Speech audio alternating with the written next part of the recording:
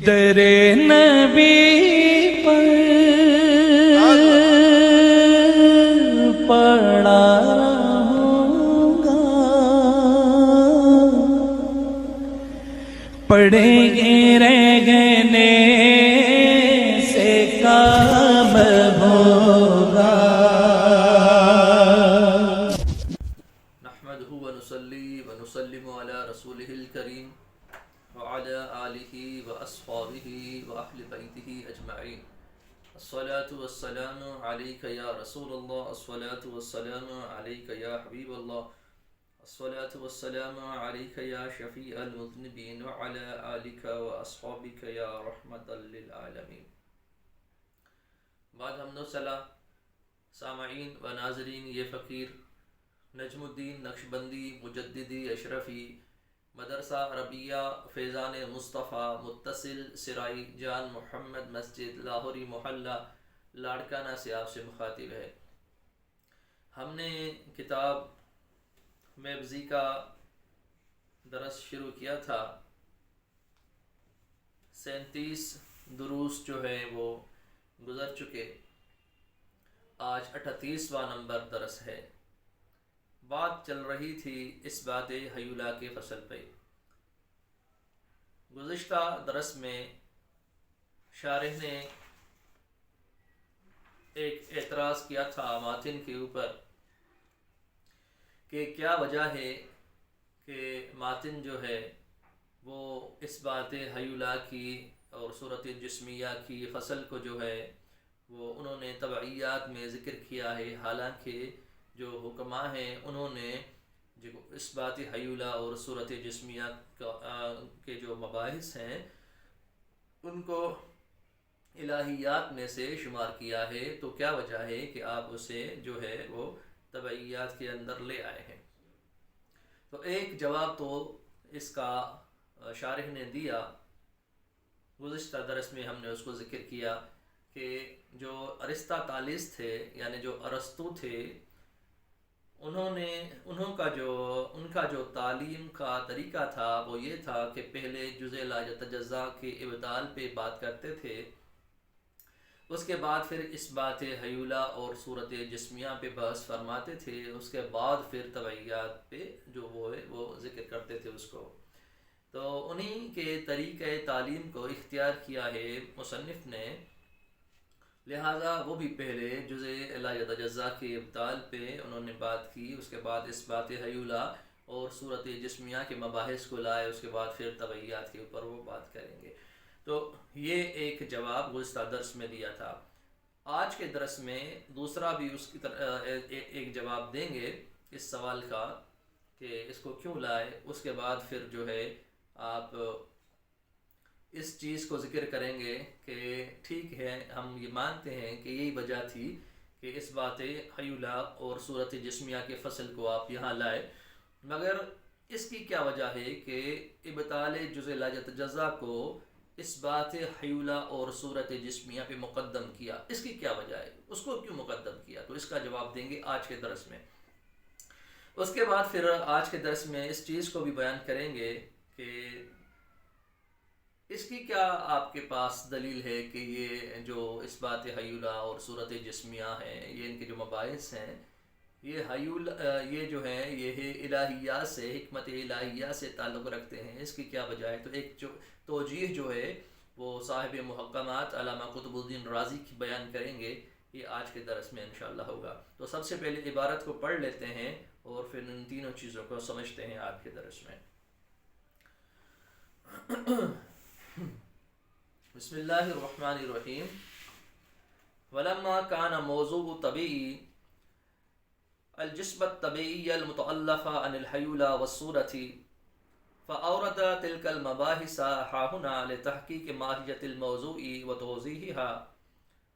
وإنما قدم إبطال الجزء الذي لا يتجزأ عليها لتوقفها عليه، وذكر صاحب المحاكمات لتوجيه أن تلك المباحث من الإله أن الأحوال المذكورة فيها لا تحتاج إلى المادة في التأكل والوجود، فإن البحث هناك إما عن وجود المادة والصورة أو عن تلازمهما وتشخصهما ولكل من ذلك غنى عن المادة. یہاں تک جو ہے بات کو سمجھتے ہیں. تو پہلی چیز جو میں نے آپ کو ذکر کی کہ ایک جواب اور دیں گے اس چیز کا کہ کیا وجہ تھی کہ صاحب کتاب نے اس بحث کو یہاں پہ جو ہے لائے ہیں، مقدم کیا، یعنی طبعیات کے اندر جو لائے ہیں. تو ایک تو جواب گزشتہ درس میں ہو گیا کہ ارسطا تعلیق کے طریقہ تعلیم پہ چلتے ہوئے انہوں نے اس چیز کو اختیار کیا. اور دوسرا جواب یہ دے رہے ہیں کہ ولما کان موضوع طبعی، جب طبعی کا موضوع جو ہے، حکمت طبعی کا جو موضوع ہے، الجسم طبعیہ، وہ جسم طبعی ہے، المتعلف عن الحیولہ والصورتی، جو مرکب ہے حیولہ اور صورت سے. جب طبعیات کا موضوع وہ جسم طبعی تھا جو مرکب تھا حیولہ اور صورت سے، فاورد تلک المباحث ہا ہنا لتحقیق ماہیت الموضوع و توضیحها. فاورد پھر لائے، یعنی پھر مصنف لائے اس چیز کو، پھر لائے تلک المباحث، ان مباحث کو، یعنی جو صورت حیولہ اور صورت جسمیہ کے مباحث ہیں، یعنی اس فصل میں جو ذکر کر رہے ہیں. فاورد تلک المباحث ہا ہنا، پھر لائے مصنف ان مباحث کو اس جگہ پہ لتحقیق ماہیت الموضوع، موضوع کی ماہیت کی تحقیق کے لیے، و توضیح اور اس کی وضاحت کے لیے. تو یہاں تک جو ہے یہ جواب دے رہے ہیں آپ. ایک تو یہ وجہ بیان فرمائی کہ اس لیے لائے کہ ارسطا طالیس کے طریقہ تعلیم کو اختیار کرتے ہوئے جو ہے انہوں نے طبعیات کے اندر الہیات کے مباحث، اثبات حیولہ اور صورت جسمیہ، ان کے مباحث کو یہاں پہ لائے طبعیات میں. دوسرا جواب یہ دے رہے ہیں کہ جب موضوع جو ہے طبعیات کا جو موضوع ہے وہ جسم طبعی ہے جو مرکب حیولہ اور صورت سے، تو اس حیولہ اور جو صورت جسمیہ ہے، وہ جو موضوع ہے اس کی ماہیت اور اس کی وضاحت کی تحقیق کے لیے اس بحث کو یہاں پہ لائے ہیں. تو یہ جو ہے یہ جواب دے رہے ہیں اسی اعتراض کا جو اعتراض اگلے درس میں نقل کیا تھا کہ کیا وجہ ہے کہ اس بات حیولہ کی فصل کو اس طبعیات کے اندر لائے ہیں. اس سے آگے آپ ایک اور چیز بیان فرما رہے ہیں کہ وَإِنَّمَا قَدَّمَ إِبْطَالَ الْجُزْءِ الَّذِي لَا يَتَجَزَّى عَلَيْهَا لِتَوَقُّفِهَا عَلَيْهِ وَذَكَرَ صَاحِبُ الْمُحَاكَمَاتِ لِتَوْجِيهِ أَنَّ تِلْكَ الْمَبَاحِثَ مِنَ الْإِلَهِ أَنَّ الْأَحْوَالَ الْمَذْكُورَةَ فِيهَا لَا تَحْتَاجُ إِلَى الْمَادَّةِ فِي التَّأَكُّلِ وَالْوُجُودِ فَإِنَّ الْبَحْثَ هُنَاكَ إِمَّا عَنْ وُجُودِ الْمَادَّةِ وَالصُّورَةِ أَوْ عَنْ تَلَازُمِهِمَا وَتَشَخُّصِهِمَا وَلِكُلِّ مِنْ ذَلِكَ غِنًّا عَنِ الْمَادَّةِ. اب ایک اور جواب دے رہے ہیں، وہ یہ اس چیز کا جواب دے رہے ہیں. سوال یہ ہے کہ ٹھیک ہے، ہم یہ چیز مانتے ہیں کہ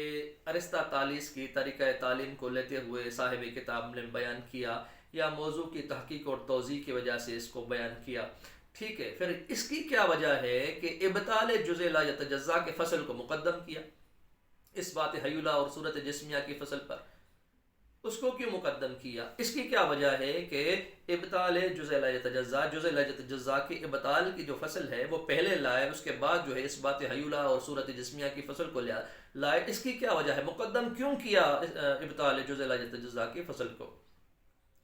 تو اس کے لیے آپ ارشاد فرما رہے ہیں، جواب دے رہے ہیں اس سوال مقدر کا کہ وَإِنَّمَا قَدَّمَ إِبْطَالَ الْجُزْءِ الَّذِي لَا يَتَجَزَّى عَلَيْهَا، اور نہیں مقدم کیا ماتن نے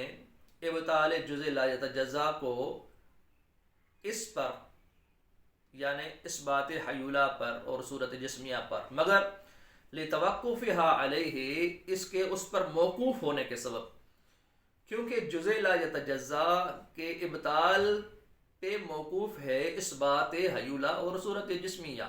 تو سب سے پہلے موقوف علیہ کو سمجھا جاتا ہے، تو لہٰذا ابطال جزء لا یتجزا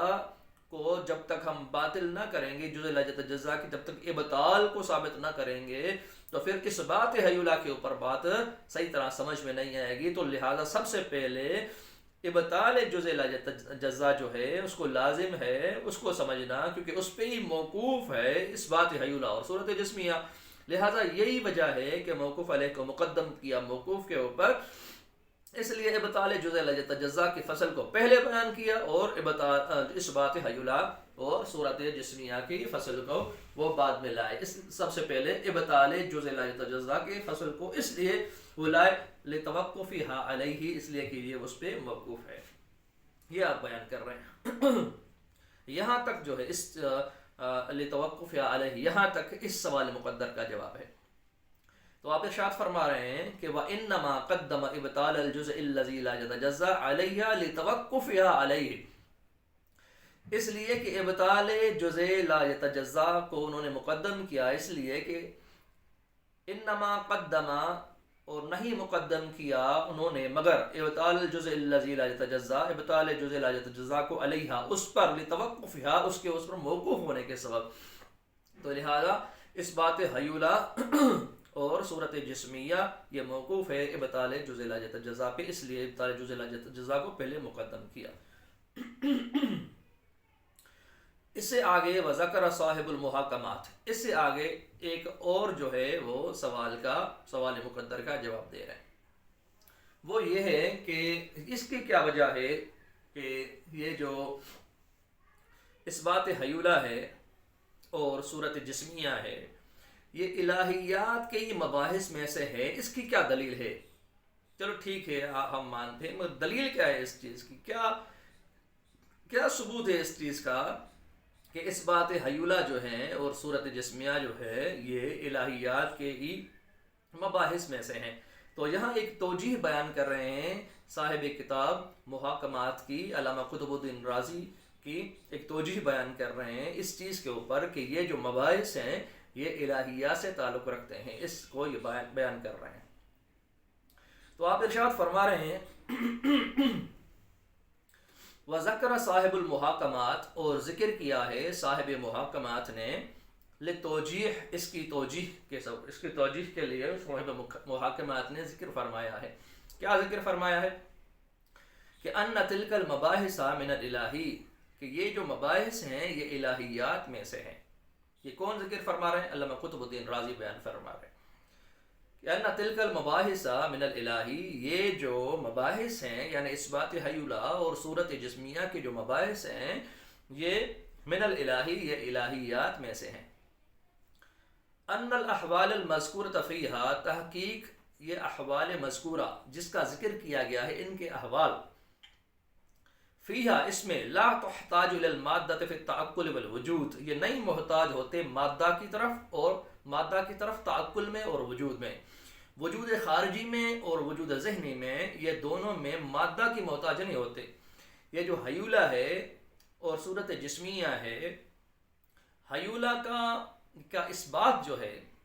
یعنی اس کے وجود اور عدم وجود کی بحث جو ہے یہ جو ہے یہ نہ تو جو ہے تعلق رکھتی ہے، محتاج ہوتی ہے تعقل میں، اور نہ محتاج ہوتی ہے وجود میں مادے کی۔ تو مادے کی یہ محتاج نہیں ہوتی اپنے وجود اور عدم وجود کے مباحث میں، یہ نہ وجود خارجی میں اور نہ وجود ذہنی میں یہ مادی کا محتاج ہوتا ہے حیولہ۔ تو لہٰذا جب ان کا تعلق وجود اور عدم وجود کے اس بات کا یہ مادے سے نہ ہوا تو یہ کیسے طبعیات میں سے ہو گئے؟ تو لہٰذا ماننا پڑے گا کہ یہ الہیات میں سے، یہ ایک توجیہ بیان کی ہے صاحب محاکمات علامہ قطب الدین رازی نے۔ تو آپ یہی ارشاد فرما رہے ہیں کہ ان الاحوال المذکورۃ فیہا، اس جگہ میں مذکورہ اشیاء کے جو احوال ہیں، لا تحتاج الی المادۃ فی التعقل والوجود، نہیں ہوتے محتاج مادہ کی طرف، نہ تعقل میں مادہ کی طرف محتاج ہوتے ہیں اور نہ وجود میں مادہ کی طرف محتاج ہوتے ہیں، تو لہٰذا جو مادہ کی محتاج نہ ہو اپنے وجود میں تو وہ الہیات میں کے مباحث میں سے ہوتے ہیں، اور طبعیات میں جو مباحث ہوتے ہیں وہ مادے کی اشیاء محتاج ہوتی ہیں۔ تو لہٰذا یہ اس بات حیولہ کی جو فصل ہے، تو حیولہ جو ہے مادے کا محتاج نہیں ہوتا اپنے وجود اور عدم وجود کو ثابت کرنے میں، اس کے احوال کا بحث جو ہے وہ مادے کا محتاج نہیں ہوتا۔ اس لیے یہ اس چیز کا دلیل ہے، اس چیز کی یہ دلیل ہے کہ یہ جو ہے وہ الہیات سے تعلق رکھتے ہیں۔ یہ ایک توجیہ بیان کی ہے علامہ قطب الدین رازی صاحب محاکمات نے۔ ان تلک المباحث من الالہی، تحقیق یہ مباحث الہیات میں سے ہیں۔ ان الاحوال المذکورۃ فیہا، تحقیق احوال مذکورہ اشیاء کے جو احوال ہے اس جگہ میں، لا تحتاج الی المادۃ فی التعقل والوجود، نہیں محتاج ہوتے مادہ کی طرف، نہ تعقل میں محتاج ہوتے ہیں اور نہ وجود میں مادہ کی محتاج ہوتے ہیں۔ فإن البحث هناك إما عن وجود المادة والصورة أو عن تلازمهما وتشخصهما ولكل من ذلك غنى عن المادة۔ تو اس چیز کی اب وضاحت بیان کر رہے ہیں، جب یہ مادے کی محتاج نہیں ہوتے نہ تعقل میں نہ وجود میں، وجود خارجی میں، جب یہ مادے کی محتاج نہیں ہوتی، یہ مادے کا محتاج نہیں ہوتا حیولہ کا اثبات اور حیولہ کا وجود اور عدم وجود، تو پھر اس جگہ پہ اس بحث کو جو لائے ہیں اس کی کیا وجہ ہے؟ تو اس جگہ پہ جو اس بحث کو لائے ہیں تو یہ ہے کہ فإن البحث، پھر یہ جو مباحث ہیں ہونا کا اس جگہ پہ، اما عن وجود المادۃ والصورۃ او عن تلازمهما وتشخصهما، یا تو مادہ اور صورت کے وجود کے سبب سے ہے، مادہ اور صورت کے وجود کے سبب سے ہے، او عن تلازمهما وتشخصهما، یا ان دونوں کے تلازم اور تشخص کے اعتبار سے ہیں۔ یہ جو مباحث ہیں یہ بات اسی چیز کے اوپر چل رہی ہے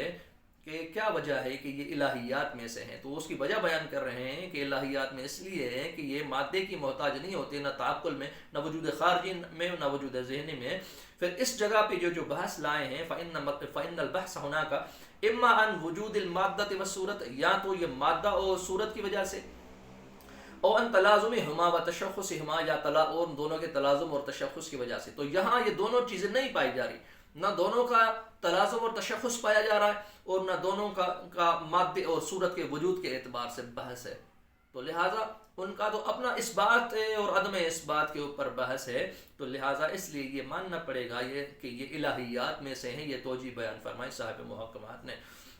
تو لہٰذا وَلِكُلِّ مِن ذَلِكَ غِنًى عَنِ الْمَادَّةِ، اور یہ سب سارے کے سارے جو ہے وہ مادہ سے مستغنی ہیں، چاہے ان کے وجود کی